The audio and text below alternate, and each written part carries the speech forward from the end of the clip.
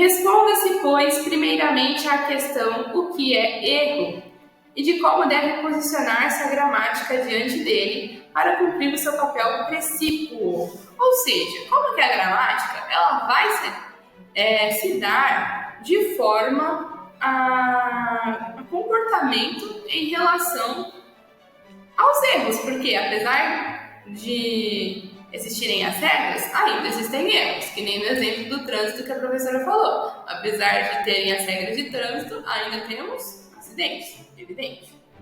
Pessoas que não seguem.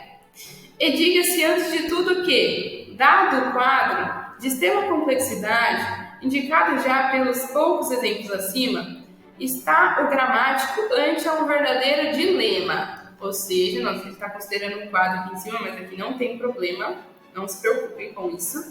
Ele fala que a pessoa que estudar a gramática, ela se põe diante de dois problemas. Quais problemas são esses?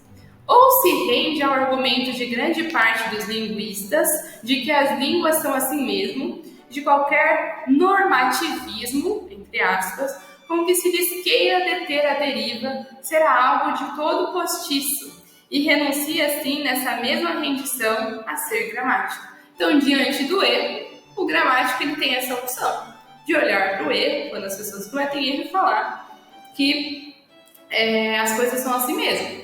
E que, na verdade, quando nós falamos que tem erro, nós somos normativistas. O que é ser normativo? Vem de norma. Lembra que a professora falou lá no começo? Que algumas pessoas falam que a gramática é somente um conjunto de normas a serem seguidas?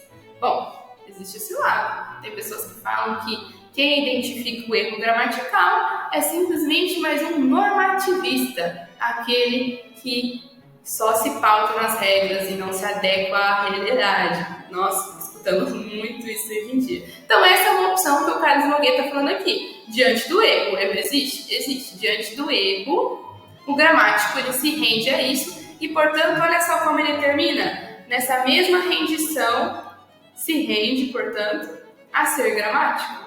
Quando ele opta por isso, ele deixa de ser gramático.